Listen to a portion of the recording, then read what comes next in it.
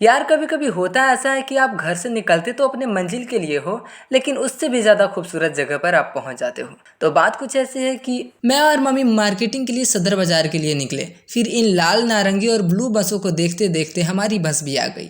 वैसे इस बस में भीड़ तो काफ़ी ज़्यादा है, लेकिन कोई नहीं, मम्मी को सीट मिल गई। अब हमें ये तो पता था कि ये बस हमारी मंजिल तक पहुंचाएगी, लेकिन हमें रास्ता नहीं पता था। फिर क्या, रास्ते में हम दोनों को कुछ ऐसा दिखा कि हम अपने मंजिल को भूलकर उस आकर्षण की ओर आकर्षित हो गए। वैसे इस आकर्षण का नाम है लाल किला। अब लाल किला के अंदर जाने के लिए हम दोनों ने अपना टिकट कटवाया और इस अंग्रेजी मेम के साथ चलते चलते हम लाल किला के ठीक सामने आ पहुंचे। और यही वह जगह है जहां से प्रधानमंत्री 15 अगस्त को देश को संबोधित करते हैं। अब गर्मी बहुत ज़्यादा हो रही थी तो मम्मी ने बिलसेरी का वाटर बॉटल खरीदा। खैर फिलहाल पानी पीना बहुत ज़्यादा ज़रूरी है, ब्रांड तो हम कभी और भी देख लेंगे। उसके बाद हमने अपना बैग इस काउंटर पर जमा करवाया और फिर पूरी तहकीकात के बाद इस लाल बलुए पत्थर से निर्मित विश्व विरासत धरोहर जो शाहजहां के शासनकाल में बनी है, उसके लाहौर दरवाजे से हम लाल किले के अंदर प्रवेश किए। इस दरवाजे का मुख पाकिस्तान के लाहौर की ओर है, इसलिए इसे लाहौर दरवाजा कहते हैं। दरवाजे के अंदर आते ही एक और बड़ा अभेद्य दरवाजा दिखेगा, जिससे होकर आप किले के अंदर जा सकते हैं। वहीं दूसरी तरफ ये सीढ़ियां नजर आएंगी और आपको बता दें कि 15 अगस्त को प्रधानमंत्री इन्हीं सीढ़ियों से चढ़कर झंडोत्तोलन करने के लिए ऊपर जाते हैं, लेकिन ये पब्लिक के लिए ओपन नहीं था, तो हम किले के अंदर चलते हैं। दरवाजे के अंदर प्रवेश करते ही एक सफेद और सुंदर गलियारा है, जिसकी खूबसूरती ने हमारा मन मोह लिया। वैसे इसका नाम छत्ता चौक है और शाहजहां ने पेशावर शहर के बाजार को देखकर इसका निर्माण करवाया था। यह ढका हुआ बाजार है जिसके दोनों ओर 32 कक्ष हैं, जो आज भी दुकान के रूप में प्रयोग किए जा रहे हैं। अब मुझे ऐसा लगता है कि ये ढका हुआ शाही बाजार इसलिए बनवाया गया होगा ताकि शाही बेगमों को खरीदारी करते वक्त धूप से समस्या ना हो।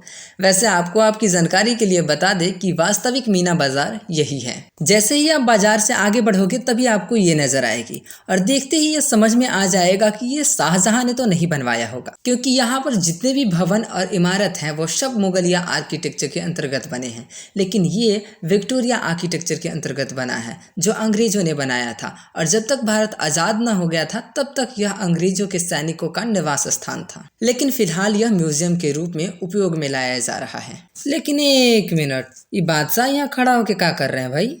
खैर वो अपना काम कर रहे हैं और हमें अपना काम करना चाहिए, ये सोचकर हम आगे चल दिए। वैसे यह जो सफेद भवन आपको दिख रही है, लेकिन एक मिनट यार, ये लाल किला बोलकर कहीं सफेद भवन में तो नहीं घुसा दिए? नहीं मतलब अब तक हमने जितना देखा सब सफेद ही था और आगे भी जो हमको दिख रहा है वो सफेद संगमरमर से ही बना है। खैर अब आ गए हैं तो देख ही लेते हैं। वैसे यह है नौबत खाना, जहाँ से वाद्य यंत्र बजाकर बादशाह या अन्य विशिष्ट पदाधिकारियों के दीवाने आम में आगमन की सूचना दी जाती थी तथा विशेष अवसरों पर यहाँ वाद्य यंत्र या संगीत बजाया जाता था। कहा जाता है कि परवर्ती काल के मुगल शासक जहांदार शाह यानी लंपट मूर्ख और फरुखसियर यानी घृणित कायर, इन दोनों की हत्या इसी नौबत खाने में कर दी गई थी। इसी नौबत खाने के ठीक सामने आपको दिखेगी दीवाने आम, जहां शाहजहां आम जनता की शिकायतें सुनते थे। इसमें सबसे आकर्षण की वस्तु जो है वह है यहाँ का सिंहासन, जिस पर पितराधुरा जड़ाऊ कार्य किया गया है। इसकी छतरी बंगाली शैली में बनी हुई है। अब यहाँ राजा और महाराजा बड़े गर्व से बैठते थे, लेकिन मेरी मम्मी मुझे बस यही कह रही थी कि चलो अब यहाँ क्या है, अब आगे देखते हैं। लेकिन फिर भी मैंने इस खिड़की से झांककर पीछे देखा तो कुछ नहीं दिखा, बस सिवाय 2-4 मच्छर के। तो हमने भी आगे बढ़ना उचित समझा। अब हम आगे तो बढ़े, लेकिन हम दीवाने खास के पीछे आ गए और यहाँ से हमें वह रास्ता दिखा जहाँ से दीवाने खास में बादशाह दस्तक देते थे। दीवाने आम के ठीक पीछे एक श्रृंखला में कई भवन बने हुए हैं, जिसमें से एक है नहर ए बहिसत यानी स्वर्ग से बहती जलधारा। यह नहर पूरे किले में जल सप्लाई करती है और इस नहर की जो जल वितरण प्रणाली और कार्य है वो मुझे बहुत पसंद आया। यह नहर पूरे किले को ठंडा रखने का कार्य करती थी और इस नहर को यमुना नदी से जल प्राप्त होती थी।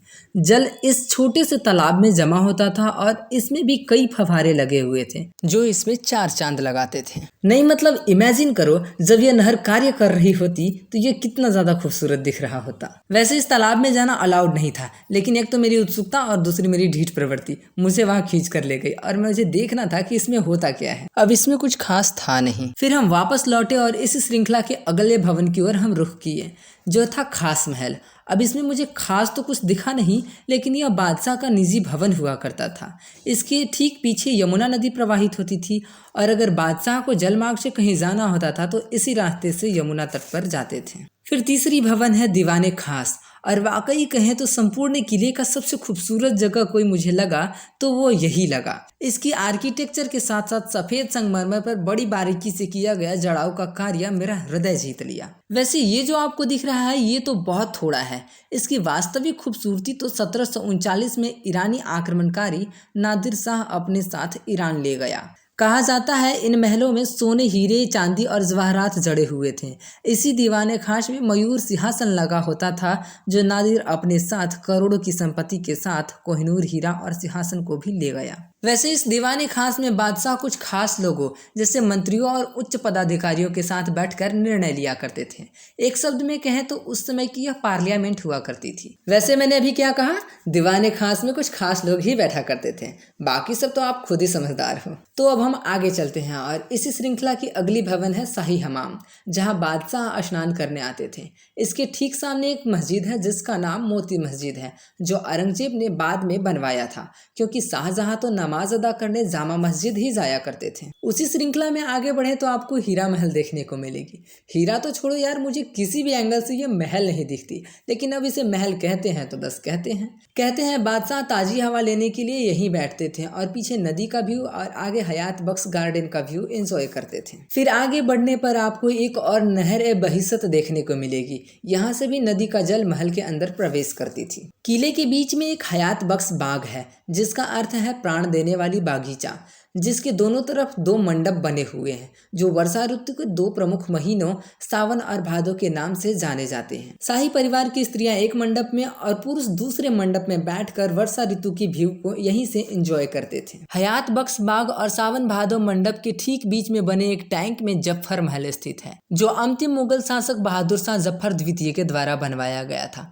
प्रारंभ में यह बाग के साथ एक उपमार्ग रास्ते से जुड़ा हुआ था, लेकिन अब वह रास्ता तथा इस महल की छत और फर्श उसी तरह धाराशायी हो गई जिस तरह बहादुर शाह जफर द्वितीय के साथ मुगल वंश। खैर, हमने म्यूजियम को छोड़कर लगभग पूरे महल को देख लिया, लेकिन अब हमारे जाने का समय हो गया है और जिस मंजिल के लिए हम निकले थे वहां भी तो जाना है, क्योंकि अभी हमको मंजिल भूलना नहीं है।